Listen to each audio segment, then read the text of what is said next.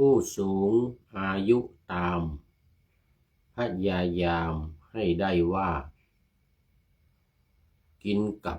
ให้มากกว่ากินข้าวและนัดเพื่อนให้มากกว่านัดหมอเกินเดินให้มากกว่านั่งในห้องแอร์เล่นกันให้มากกว่าเล่นมือถือลุยพูดคุยกันต่อหน้าให้มากกว่าการพูดคุยผ่านไลน์นอนเตียงหลุยที่บ้านให้มากกว่านอนในโรงพยาบาลไปเที่ยวกันทัศนาจรให้มากกว่าการนอนกว่าตลอดไปงานศพ ดื่มน้ำให้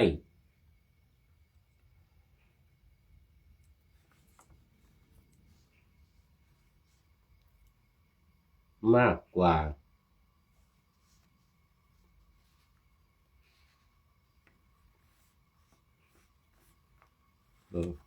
ดื่มน้ำให้มากกว่าดื่มแอลกอฮอล์ใจร่มมากกว่าใจร้อนรุ่มดุจดังไฟเป็นทาสคนที่เรารักให้มากกว่าเป็นทาสของสัตว์เช่นนกปลานาคหมาแมวฟังธรรมมากกว่าการฟัง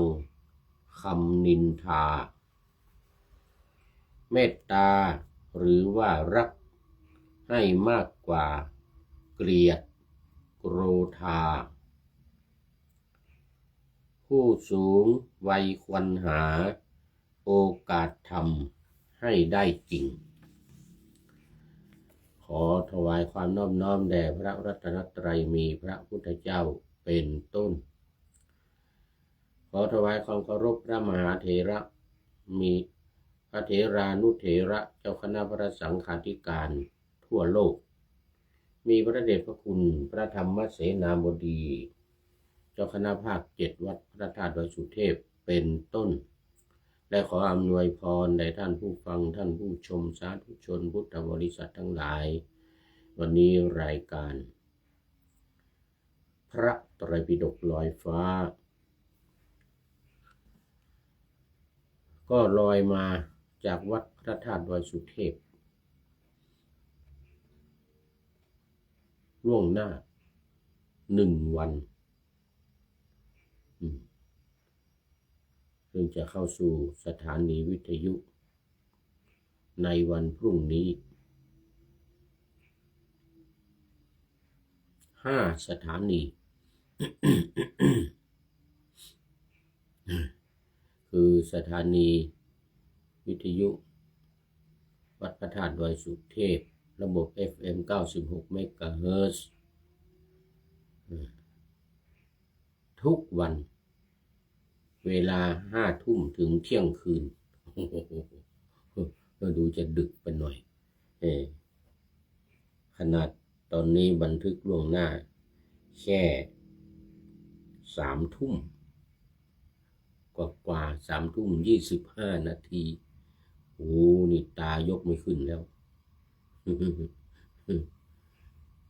แต่ก็ได้ทราบว่ามีคนฟังตอนกลางคืนนี่เยอะอยู่นะคนที่ทำงานตอนกลางคืนว่างั้นนะที่ไปเจอที่นั่นที่นี่คนเป็นยามบ้างเป็นอะไรบ้างเป็นพยาบาลบ้างไปเจอคนว่าจะถามว่าโอ้นี่ท่านพระครูสวัยเหรอหนูฟังรายการตอนดึกๆว่างั้นนะ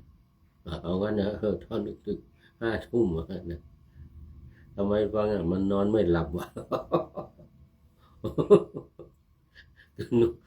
นอนไม่หลับก็เลยฟังถ้านอนหลับก็หวีไปแล้วไม่ฟังนี่มันนอนไม่หลับอืมก็เลยเป็นรายการขวัญใจของคนนอนไม่หลับแหม5 ทุ่มถึงเที่ยงคืนนี่นะคนนอนไม่หลับจริงๆนะจึงจะได้ฟังเนี่ย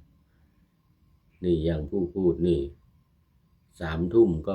เนี่ยตามันจะยกไม่ขึ้นแล้วเนี่ยเขานอนก่อนแล้วแต่คนอยู่ยามนี่ก็จำเป็นเลยทั้งคืนน่ะตอนกลางคืนเคยไปเจอยามเขาเล่าให้ฟังนะโอ้ตอนกลางคืนอยู่ยามก็ได้หลวงพ่อนี่แหละเป็นเพื่อนเหมือนกันนะโอ้โหกลายเป็นเพื่อนคนอยู่ยามไหมนี่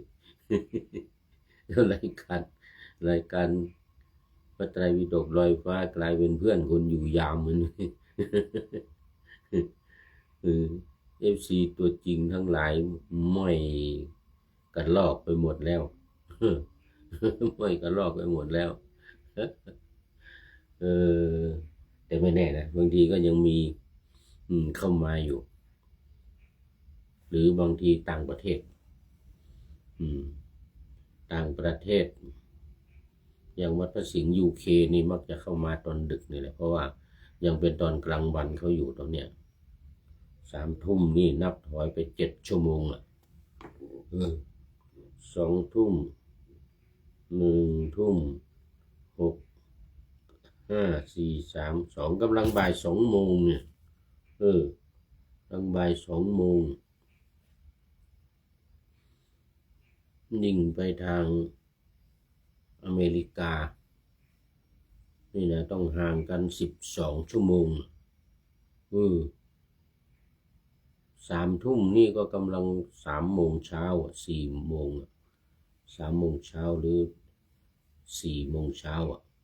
10 โมง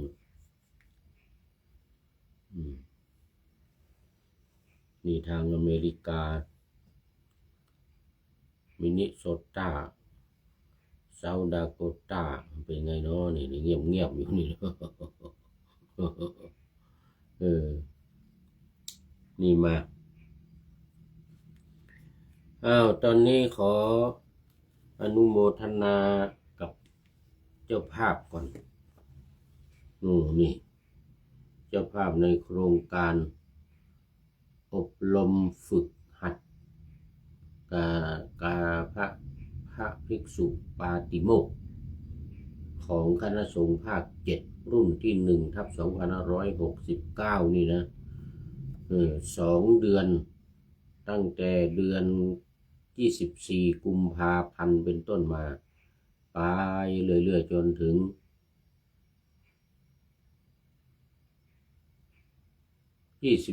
24 เมษายนนี่ก็มีเวลามากเป็น2 เดือนเลยทีเดียวสำหรับวันนี้ก็ขอโมทนากับเจ้าภาพถวายภัตตาหารเพลเช้าเพลวันนี้ได้รับความเมตตาจากพระเดชพระคุณหลวงพ่อพระราชกิตติสุนทรวัดที่ปรึกษาเจ้าคณะภาค7วัดเวียงนางคำวงเล็บวัดพระธาตุเฉลิมพระเกียรติตำบลลืมไปละม่อนปิ่นมั้งอำเภอฝาง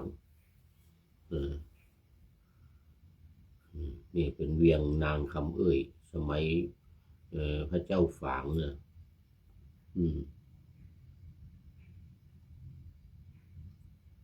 นี่ก็หลวงพ่อ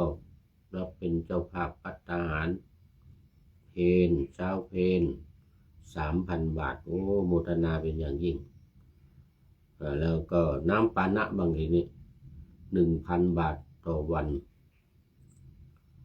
1พระภาสกร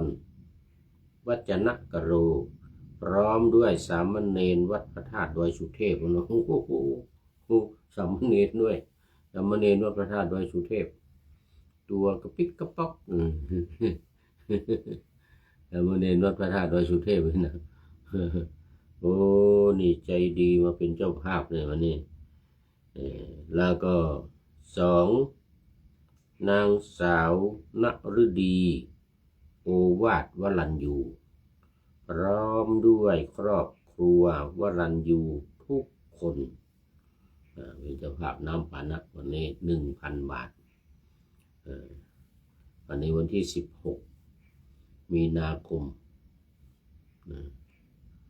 ก็จะไปอีกถึง16 กุมภาแล้วก็24โอ้เลยอีกเดือนกว่านะเลยอีกเดือนกว่าประโมทนาขอบคุณทุกท่านทุกรูปไว้หน้าที่นี้ด้วยมีความ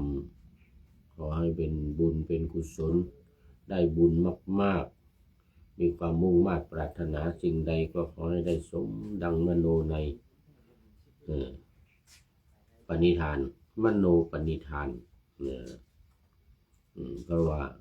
ได้ถวายภัตตาหารน้ำปานะแก่พระ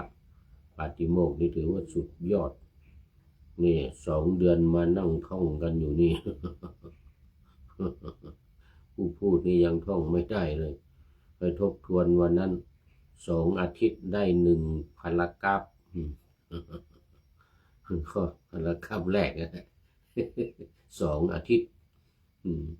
โอ้ไม่ไหวสมองไปไม่รอดแล้วนะแล้วก็สำหรับท่านผู้จะร่วมบริจาคในวันอื่นๆก็ขอติดต่อมาที่ท่านอาจารย์พระมหาสกลวิโรจนกิตติประเด็นธรรม9 ประโยคเลขานุการเจ้าคณะภาค7เลขานุการพระเดชพระคุณหลวงพ่อเรานี่แหละพระธรรมเสนาบดีเจ้าคณะภาค7แล้วก็หัวหน้าพระวิทยากรในการอบรมพระสวดปาติโมกข์โครงการอบรมฝึกหัดฝึกซ้อมพระปาติโมกข์และการสัมมนาพระธรรมวินัยมีการสัมมนาพระธรรมวินัยกันด้วยโอ้ดีมากดีมากหมายเลขโทรศัพท์0918599053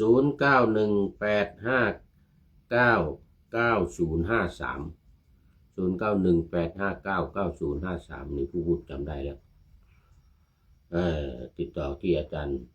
หัวหน้าวิทยากรโดยตรงท่านอาจารย์พระมหาสกลประเด็นธรรม9 ประโยคสวดปาติโมกข์เก่งมาก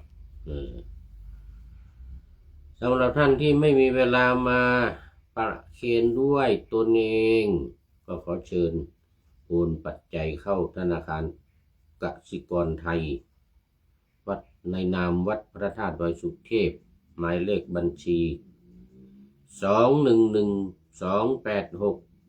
698อาจจะเขียนไม่ทันอีกครั้งหนึ่ง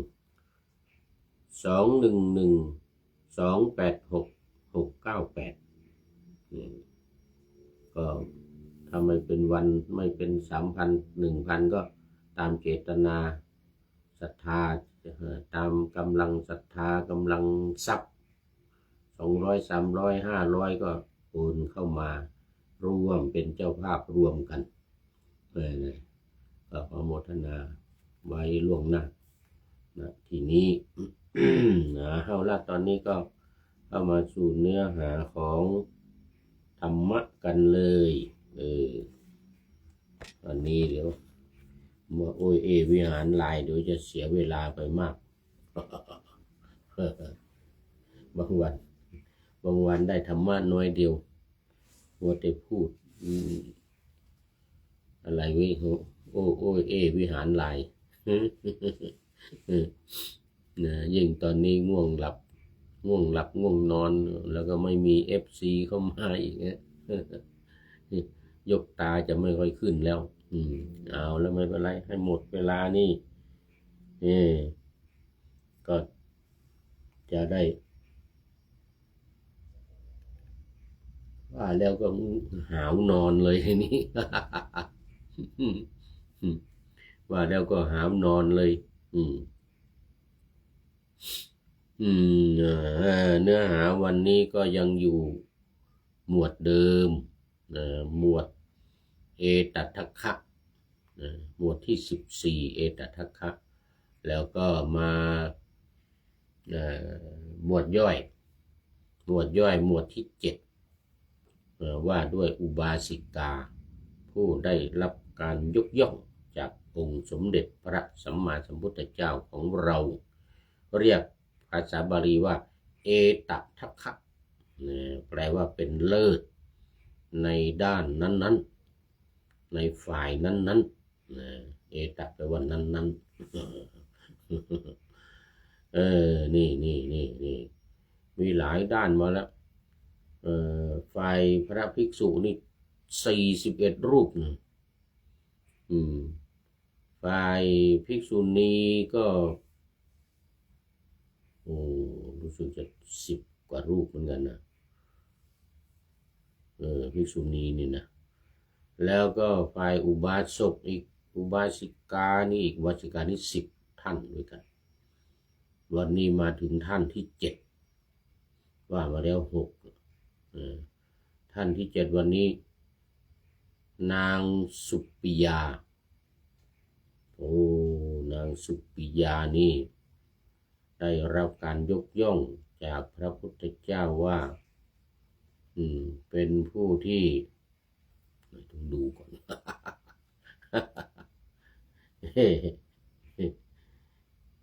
อุปถากภิกษุไข่ประวัติน่าดูเลยนะอุปถากภิกษุไข่เนี่ยบางครั้งนี่ต้องตัดเนื้อตัวเองนี่นะถวายพระนะเนื้อขานี่ตัดเนื้อขานี่ถวายพระเพราะว่าพระไม่สบายแล้วก็เขาเรียกอาพาธเนาะภิกษุสงฆ์อาพาธภิกษุไข้ไข้นี้ไม่ได้หมายถึงว่าเป็นไข้อย่างเดียวนะเป็นอย่างอื่นก็เรียกว่าภิกษุไข้นะหรือเรียกว่าอาพาธเจ็บหัวมัวตาปวดแข้งปวดขาปวดท้องเป็นลมอย่างนี้นะอันนี้ก็เรียกว่าอาพาธเป็นไข้จริงๆก็ตัวร้อนตัวร้อนเอาประหลอดมาวัดก็ไข้ขึ้นสูง200 300 500อย่างนี้อันนี้เป็นไข้จริงๆแต่ที่เป็นโรคอย่างอื่นเขาเรียกว่าภิกษุไข้แต่ถ้าเป็นคนชาวบ้านญาติโยมเขาเรียกว่าคนไข้เป็นคนไข้ก็คือเป็นโรคภัยไข้เจ็บต่างๆอย่างผู้พูดนี่เบาหวานความดันไขมันในเลือดเบาหวานในเลือดนี่นะเรียกว่าเป็นไข้ทั้งนั้นนะเรียกว่าภิกษุไข้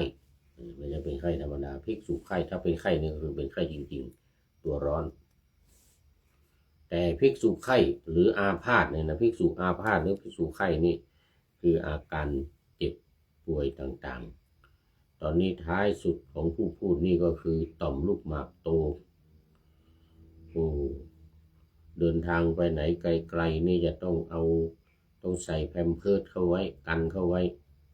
เพราะเวลาจะเยี่ยวเกิดไม่มีห้องน้ำมามีอะไรหายากนี่นะ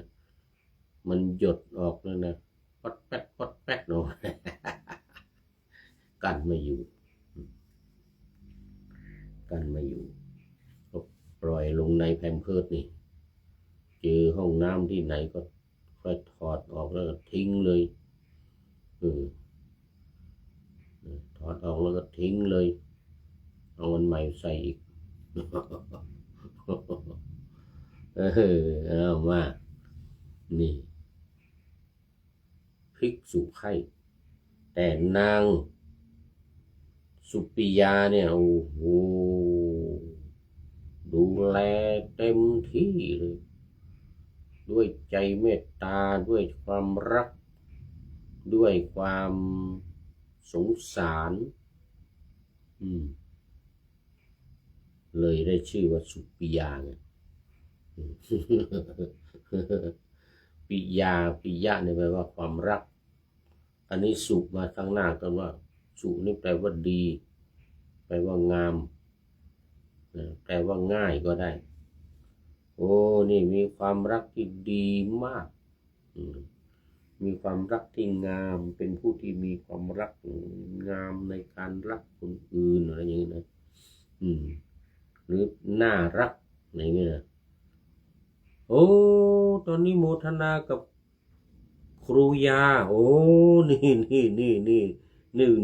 ยังไม่หลับนึกว่าหลับแล้วอยู่เป็นคู่หลวงพ่อครูยานี่นะครูยากศนเห็นนะโอ้ไปนู่นวัดเจ็ดลินไปเจอวัดเจ็ดลินนู่นไปเจอวัดดอยสัพพัญญูเนี่ยงานศพอาจารย์พระมหาวิษณุอันนี้ครูยานี่เป็นลูกศิษย์ก้นกุฏิอาจารย์พระมหาวิษณุนะอาจารย์รูธรรมโมวัดพระธาตุแต่ก่อนอยู่วัดพระธาตุตรงนี้แหละผมก็ส่งมาเป็นเจ้าอาวาสวัดเจ็ดลินได้23 ปีเนี่ยครูยาก็ไปปฏิบัติธรรมตลอดเลยไปปฏิบัติธรรมไปฟังธรรมเจอบ่อยว่าเจ็ดลินนะครูยานี่นะโอ้โมทนาโอ้สาธุเห็นลูกโปรไฟล์พระเดชพระคุณหลวงพ่อ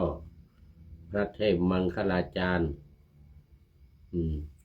ตอนนี้ไปนอนสร้างพุทธมณฑลอยู่ที่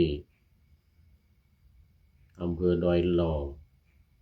ใกล้ๆกับอำเภอแม่วางนะอำเภอแม่วางอำเภอดอยหล่อเสร็จแล้วก็จอมทองผู้ยาบอกว่ากราบไหว้สาเจ้าโอ้โมทนาดีใจอย่าเพิ่งหลับเนอะอย่าเพิ่งหลับอย่าเพิ่งนอนฟังไปก่อนฟังรู้เรื่องไม่รู้เรื่องก็ฟังไปง่วงหลับบ้างก็หลับไป บางทีผู้พูดนี่นะอาจารย์หลวงพ่อที่พูดอยู่นี่นะพูดไปด้วยหลับไปด้วยก็มีนะมันง่วงนะ เอามาวันนี้พูดถึงนางสุปิยาอยู่ได้รับเอตทัคคะจากพระพุทธเจ้าว่าเป็นผู้ที่ยอดเยี่ยมสุดยอดในการอุปถากภิกษุไข่อุปถากภิกษุไข่เหมือนกับ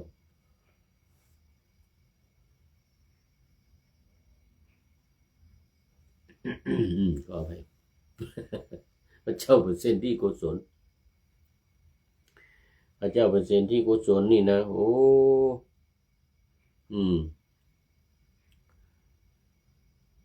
วันเนี่ยไปตอนบ่ายมานี่นะไปตรวจดูนะตามกุฏิ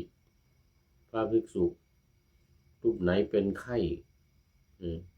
รูปไหนไม่สบายเป็นภิกษุไข้เป็นอาพาธนี่นะหายามาให้มาถวายมาดูแลบำรุงรักษาอาการหนักก็พาไปโรงพยาบาลไปหาหมอสมัยนั้นโรงพยาบาลยังไม่มีไปหาหมอพาไปหาหมอหายากลางบ้านยากลางบ้านหมอกลางบ้านพาไปหาหมอพระเจ้าเป็นสิ่งที่กุศลนี่นะตรวจดูนางวิสาขาก็เหมือนกันตอนบ่ายตอนเย็นนี่ว่าจะไปดูกุฏิของพระภิกษุสามเณรภิกษุณีสามเณรีองค์ไหนเจ็บหัวมัวตาเป็นไข้หายาไปถวายนี่นางสุปิยานี่ก็เหมือนกันเรามาดูประวัตินางสุปิยาหน่อยกันอุปถากภิกษุไข้ยังไงเราเอตทัคคะในฝ่ายผู้อุปถากภิกษุไข้นางสุปิยาเกิดในตระกูลหนึ่งในกรุงพาราณสี เมื่อเจริญวัยแล้วได้สามีผู้มีฐานะใกล้เคียงกันนี่นางเป็นผู้มีอุปนิสัยศรัทธาในพระพุทธศาสนาอย่างแน่วแน่นี่นะต่อมาเมื่อพระบรมศาสดาพร้อมด้วยภิกษุสงฆ์เป็นบริวารเสด็จจาริกไปยังกรุงพาราณสีเราไปเจอละนางได้ทราบข่าวการเสด็จมาจึงเข้าเฝ้าพร้อมกับพุทธบริษัทอื่นๆได้ฟังพระธรรมเทศนาแล้วบรรลุโสดาปัตติผลเป็นพระโสดาบันเป็นพระโสดาบันวันหนึ่งนางได้ไปฟังธรรมที่วัดและก่อนที่จะกลับบ้านได้เดินเยี่ยมเยือนพระภิกษุภายในวัดนั้นพบพระภิกษุอาพาธรูปหนึ่งได้ถามอาการของท่านแล้วจึงถามต่อไปว่าข้าแต่พระคุณเจ้าผู้เจริญพระคุณเจ้าต้องการสิ่งใดบ้างเอาละทีนี้อุบาสิกาว่าไงนะอาตมาต้องการอาหารที่มีเนื้อจ้าว่าไงนะอาหารที่มีเนื้อบังเอิญวันนั้นไปหาซื้ออาหารที่ตลาดเนื้อไม่มีสักชิ้นหนึ่งเพราะว่าเป็นวันพระเขาไม่ฆ่าสัตว์จนด้วยปัญญาเลยเนี่ยจนด้วยปัญญานะเอาเธอพระคุณเจ้าว่านะดิฉันจะจัดมาถวายตามที่พระคุณเจ้าต้องการคราวนี้วันรุ่งขึ้นนางก็ได้ใช้ให้นาทาสีไปหาซื้อเนื้อที่ตลาดปรากฏว่าวันนั้นทั่วทั้งตลาดไม่มีเนื้อเหลืออยู่เลยนางทาสีจึงกลับมามือเปล่าอุบาสิกาเมื่อไม่มีเนื้อจะปรุงอาหารถวายพระก็ร้อนใจว่าเราจะบอกกับพระคุณเจ้าไว้ว่าจะจัดหาเนื้อมาปรุงอาหารถวายถ้าเราไม่ส่งไปพระคุณเจ้าก็จะลำบากนะควรที่เราจะส่งเนื้ออย่างใดอย่างหนึ่งไปถวายเมื่อนางคิดดังนั้นแล้วก็เข้าไปในห้องใช้มีดเฉือนเนื้อที่ขาของตนเองออกมาก้อนหนึ่งครูยาเอาบ้างเนอะเวลาไปเจอภิกษุเป็นไข้ไม่สบายเอามีดตัดเนื้อที่ขา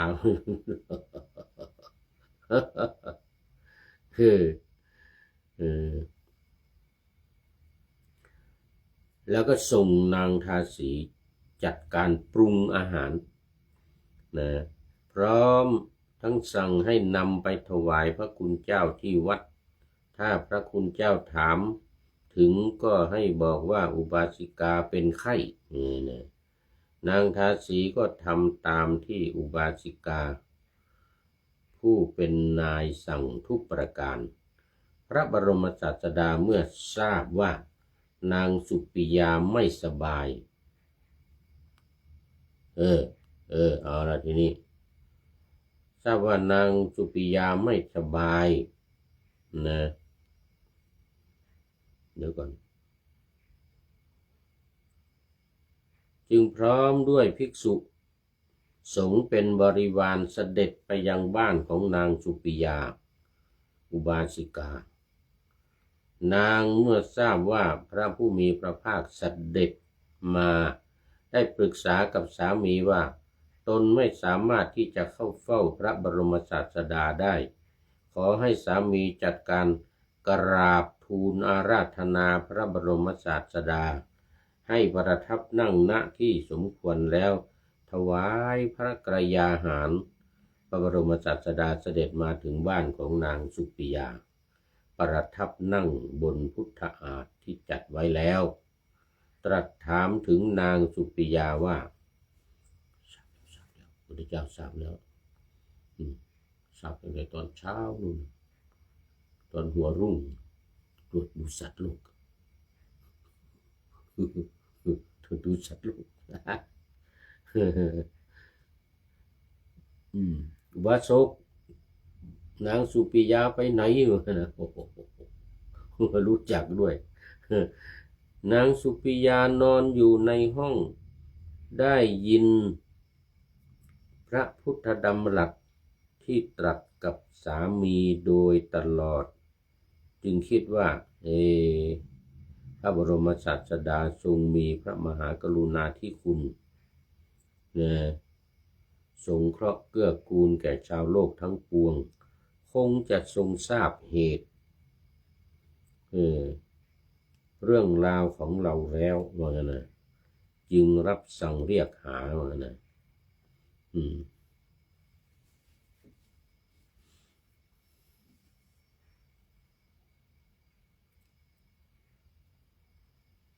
จงเรียกนางมาเถิดอุบาสกว่างั้นนะพระพุทธเจ้านี่นะเอาไม่สบายก็ให้เรียกมา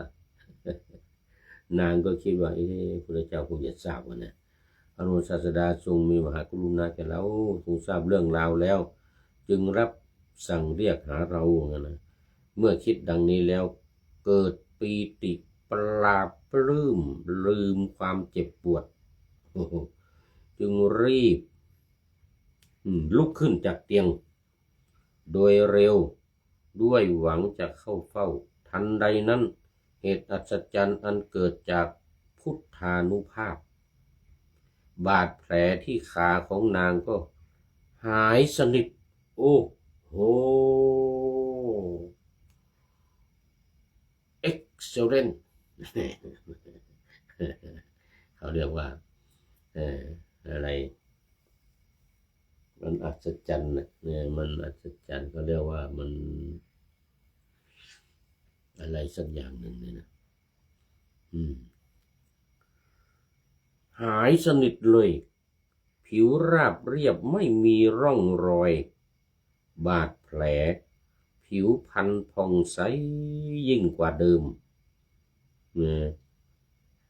นางยิ่งเกิดปีติศรัทธามากขึ้น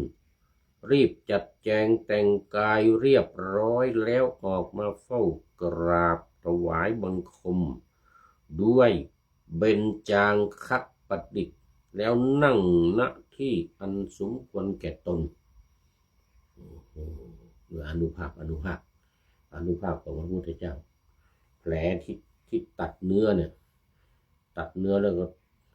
เอาให้นางคนใช้ไปแกงแข่งเนื้อมนุษย์ตอนนั้นพระพุทธเจ้ายังไม่ได้บัญญัติสิกขาบทหรือว่าบัญญัติแล้วก็ไม่แน่ใจนะนี่หายสนิทเลยไปกราบไหว้พระพุทธเจ้าด้วยความศรัทธารีบจัดแจงแต่งกายขึ้นนะไปหาพุทธองค์ทรงพระดำริว่าอุบาสิกานี้ไม่สบายด้วยเหตุไรเนาะดังนี้แล้วจึงได้ตรัสถามนางสุปิยาก็ได้กราบทูลเรื่องราวที่ตนกระทำทั้งหมดให้พระพุทธเจ้าทรงทราบเอาละทีเนี้ยทรงบัญญัติสิกขาบทห้ามภิกษุฉันเนื้อมนุษย์เอาละเว้ยทีนี้พระบรมศาสดาแต่องค์นี้ไม่เป็นไรนะองค์นี้เป็นต้นเขาเรียกว่าอาทิกัมมิกะภิกษุผู้เป็นอาทิกัมมิกะนี้ไม่เป็นอาบัติเพราะว่ายังไม่ได้บัญญัติสิกขาบทแต่ก็ฉันไปแล้ว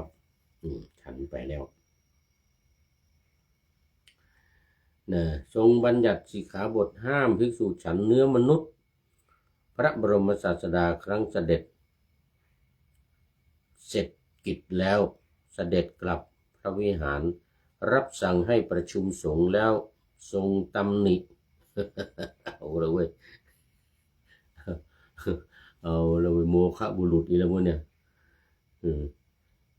ตำหนิภิกษุรูปนั้นเป็นอย่างมากโมฆะบุรุษ แล้วทรงบัญญัติสิกขาบทห้ามภิกษุฉันเนื้อมนุษย์ตั้งแต่บัดนั้นเป็นต้นมาอวยต่อมาพระบรมศาสดาขณะประทับอยู่ณเชตวันมหาวิหารเมื่อทรงสถาปนาอุบาสิกาทั้งหลายในตำแหน่งต่างๆได้ทรงปรารภอุปนิสัยศรัทธาของนางสุปิยาแล้วได้ทรงสถาปนานางไว้ในตำแหน่งเอตทัคคะผู้เลิศกว่าอุบาสิกาทั้งหลายของเราในฝ่ายผู้อุปถากภิกษุไข่โอ้โหตัดเนื้อของตัวเองไว้อุปถากภิกษุไข่เนี่ยนะได้รับการยกย่องจากพระพุทธเจ้าเลยว่าเป็นผู้ที่ยอดเยี่ยมนะในการอุปถากภิกษุไข่โดยเห็นเองเนื้อที่ภิกษุฉันไม่ได้10 อย่าง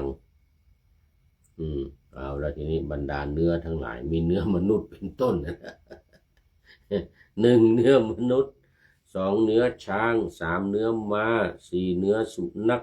5เนื้องู6เนื้อราชสีห์7เนื้อหมี8เนื้อเสือโคร่ง9เนื้อเสือดาว10เนื้อเสือเหลืองบรรดาเสือทั้งหลายนี่ไม่ได้เลยนะเสือโคร่งเสือดาวเสือเหลือง3อย่างสุนัขนี่มันมีสุนัขบ้านสุนัขป่านะสุนัขบ้านสุนัขป่านี่ไม่เป็นไรสุนัขบ้านนี่ไม่ได้เป็นสัตว์เลี้ยงเนื้อหมีด้วยราชสีห์นี่สิงโตแล้วก็เนื้อหมีเสือโคร่งเสือดาวเสือเหลืองสัตว์ที่ภิกษุไม่ควรฉัน4ประเภทสัตว์ที่ภิกษุไม่ควรฉัน4ประเภทคือ1สัตว์ที่เห็นเขาฆ่า2สัตว์ที่ได้ยินเขาฆ่าอยู่3สัตว์ที่เขาจงใจฆ่ามาให้ฉันเช่นเขาฆ่าแล้วก็เจาะจงว่าจะเอามาถวายพระรูปนี้นะพระรูปนั้นฉันไม่ได้นะเป็นอาบัตินอกจากเนื้อเสือเหลืองเสือโคร่งเสือดาวนั้นไม่ว่าจะเนื้ออะไรมีอาการอยู่4อย่างมีอาการอยู่4อย่างแล้วก็4สัตว์ที่เลี้ยงไว้เองสัตว์ที่เลี้ยงไว้เองนี่ไม่ได้นะเช่นหมาแมวอะไรต่างๆที่เราเลี้ยงอยู่เนี่ยนะจะมาฆ่ากินไม่ได้นะแล้วเนื้ออย่างอื่นได้ควายไม่มีควายหมาหมามีควายช้างมีม้ามีแต่ควายวัวควายไม่มีเนี่ยแสดงว่ากินได้ทั้งวัวทั้งควายกระต่ายมีไหมไม่มีเก้งมีไหมไม่มีฟานมีไหมไม่มีแต่งูมีนี่งูสุนัขม้าช้างมนุษย์เสือโคร่งเสือเหลืองเสือดาวหมีสิงโตหมูนี้ไม่ได้นะนี่แต่ไม่ว่าจะเป็นช้างเป็นม้าเป็นหมูเป็นสิงโตอะไรก็ตามนะถ้าหากว่าได้ยินหรือได้เห็นเขากำลังฆ่าอยู่เช่นกระต่ายอย่างเงี้ยหรือวัวก็ตามควายก็ตามเห็นเขากำลังฆ่าอยู่อย่างนี้ไปกินไม่ได้เห็นเขาฆ่าหรือไม่ได้เห็นด้วยตาแต่ว่าได้ยินเสียงได้ยินเสียงเขาดังกุ๊กกักเขาฆ่าวัวนี่ฆ่าควายนี่ สุดท้ายคือสัตว์ที่เลี้ยงไว้เองนี่นะทีนี้ถามว่าทำไมเสือโคร่งเสือเหลืองเสือดาวพวกเนี้ยทำไมต้องห้ามเนื้อมนุษย์นี่แน่นอนนะเพราะว่ามันเป็นเนื้อของมนุษย์ก็คือมนุษย์เหมือนเราคนเองเนี่ยไม่ควรจะกินกันไม่ควรไปกินเนื้อกันเองไม่ได้แต่ช้างเนี่ยนะมันเป็นสัตว์ใหญ่ตัวใหญ่ม้าก็เหมือนกันมันเป็นสัตว์เลี้ยงเป็นสัตว์ที่ทำงานบรรทุกของให้คนขี่ได้ช้างคนก็ขี่ได้นะก็ไม่ได้สุนัขก็เหมือนกันไม่ได้งูนี่ไม่น่าอยู่แล้วอันตรายอันตรายราชสีห์ก็เหมือนกันก็อยากจะกินราชสีห์อย่างนี้นะให้คนไปหาโอ้โหเดี๋ยวก็ราชสีห์กินซะก่อนนะทีนี้เรื่องมันเนี่ย มันอันตรายยิ่งเสือโคร่งเสือเหลืองเสือดาวหมีอย่างนี้นะโอ้โหตัวร้ายทั้งนั้นเลยจะไปเอายังไงเราก็เลยห้ามเสียเลย ไปเอาก็อันตรายจะไปเอาเนื้อเสืออย่างเงี้ยยังไงต้องไปฆ่าต้องไปต่อสู้กันนะสิดีไม่ดีก็แพ้เสืออีกเสือกินเนื้ออีกอันตรายอย่างนี้นี่เรื่องของเรื่องมันแต่ที่สำคัญว่าหนึ่งสัตว์อย่างที่อนุญาตได้นะหนึ่งอย่าไปให้เห็นเขาอย่าให้เห็นอย่าไปดูที่เขาฆ่าสัตว์นะไม่ได้ยินนะแล้วก็เขาตั้งใจว่าจะเอามาให้เรากินเช่นเอาหนูมาปิ้งสักตัวหนึ่งอย่างเงี้ยเอาถือหนูปิ้งมาโอ้ไปไหนถวายพระคุณเจ้าผมตั้งใจจะเอามาถวายนี่ผมทำปิ้งอย่างดีหอมกลิ่นหอมเหมือนกันนะไม่ได้แล้วไม่ได้ดังนั้นก็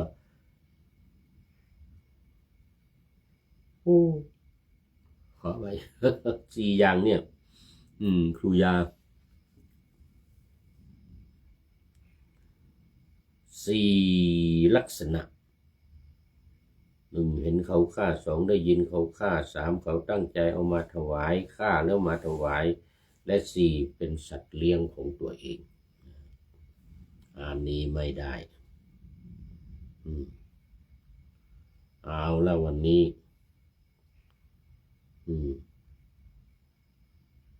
เรื่องของเอตัทคะได้ไป1คือสุปิยาสุปิยาเป็นคนที่7เอตัทคะทางด้านการอุปถากภิกษุไข้อุปถากภิกษุอาพาธนั่นนะเอาละตอนนี้หมดเวลาพอดีตอนนี้หมดเวลามันดึกมีครูยาเข้ามาคนเดียวอนุญาตให้ไปนอนแล้ว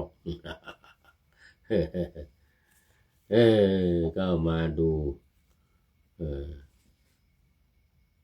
ข้อคิดท้ายรายการวันนี้ยาวหน่อยได้จาก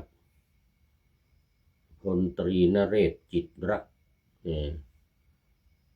เป็นผู้ให้ข้อมูลแล้วก็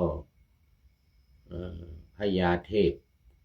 เป็นผู้ร้อยกรองเป็นผู้ประพันธ์เป็นกาบยานี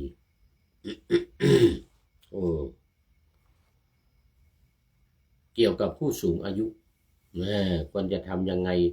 ควรจะอยู่ยังไงจะทำอะไรยังไงบ้าง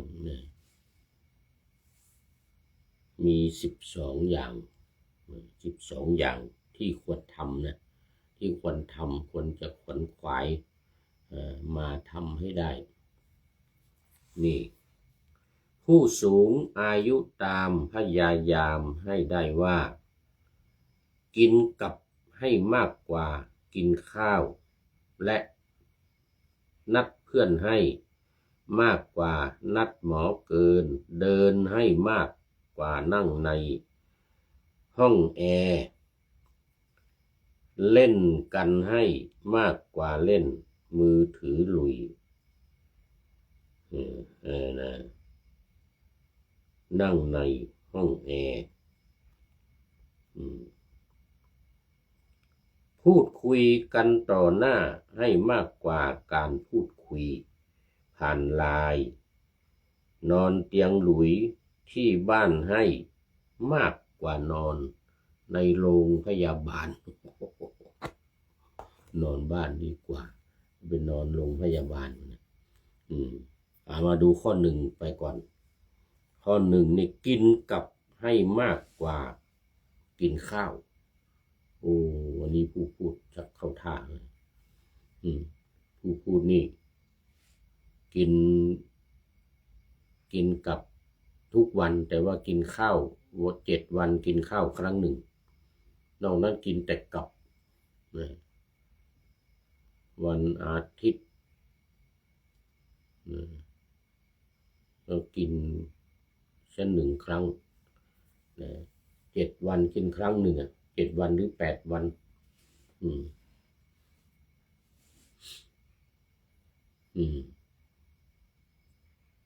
นี่ก็แสดงว่ากินกับมากกว่าเนื้อกินกับมากกว่ากินข้าวเพราะอะไร เพราะข้าวเนี่ยมันเป็นแป้งเสร็จแล้วมันก็จะกลายเป็นกลูโคสเป็นน้ำตาลมาอยู่ในเลือดเราเป็นโรคเบาหวานน้ำตาลในเลือดมากนี่ก็ ขออภัย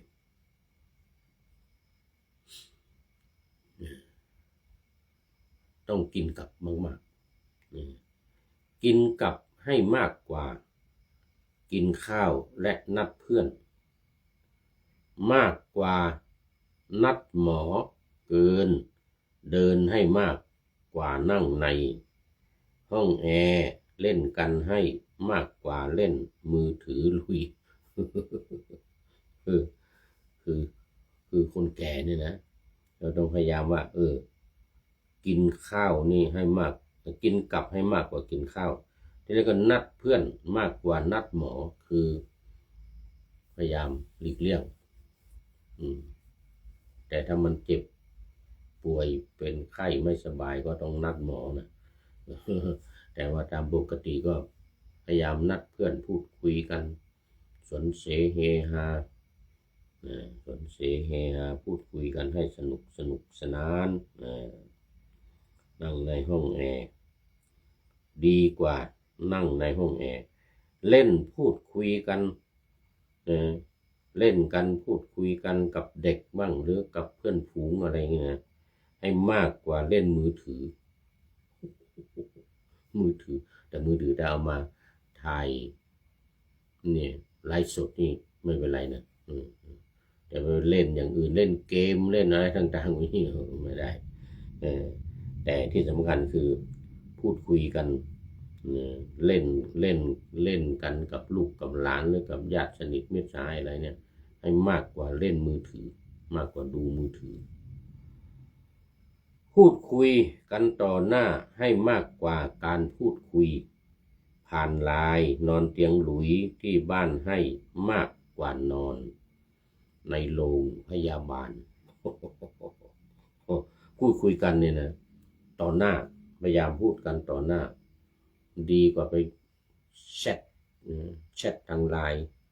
มันไม่เห็นกันไม่เห็นหน้าเห็นตากันพูดคุยกันเนี่ย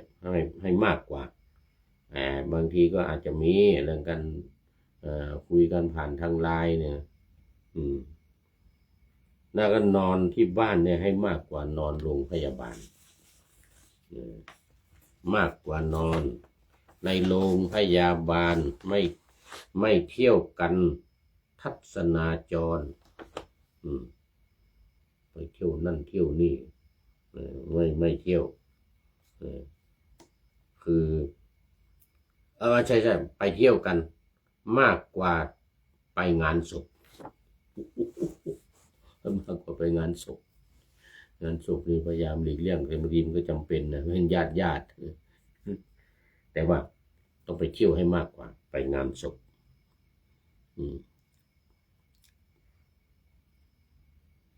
ไหนละเที่ยวให้มากกว่าไปงานศพดื่มน้ำให้มากกว่า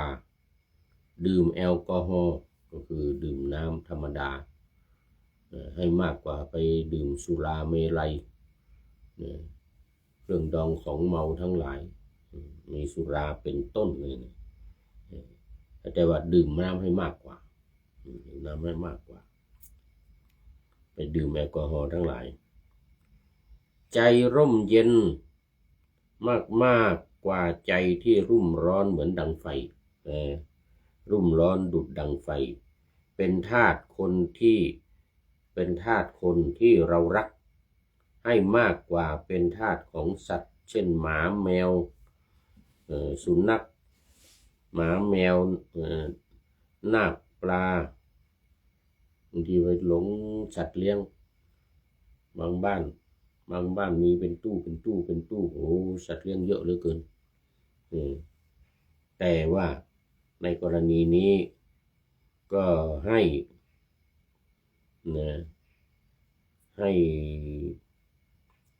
ทำใจเนี่ยให้ร่มเย็นเป็นทาสของคนที่เรารักดีกว่าคงจะไปเป็นทาสรับใช้สุนัขหมาแมวอะไรเป้าหมายก็คืออย่าไปเอามาเลี้ยงมากหมาแมวอย่าเอามาเลี้ยงมาก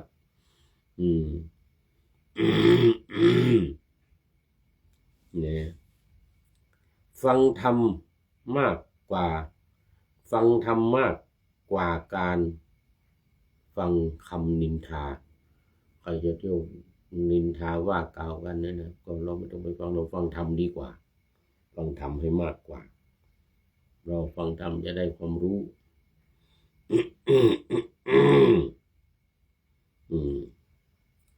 เมตตาหรือว่ารักให้มากกว่าเกลียดโกรธาความโกรธให้ตัดไปให้มีความรักมาแทนมีเมตตามาแทนเหมือนกับมีคนหนึ่งเป็นได้รับการยกย่องว่าเป็นผู้ที่ใช้ความเมตตามีความเมตตาคือนางอุตลานางอุตลามากกว่าโกรธเกลียดโกรธาสูงวัยผู้สูงวัยควรหาโอกาสทำให้ได้จริงนี่ต้องขอบคุณท่านผู้พันท่านนายพลนเรศจิตรักขอบคุณท่านนายพลนเรศจิตรักเป็นอย่างยิ่งที่ไหนละขอบคุณท่านนายพล เป็นอย่างยิ่ง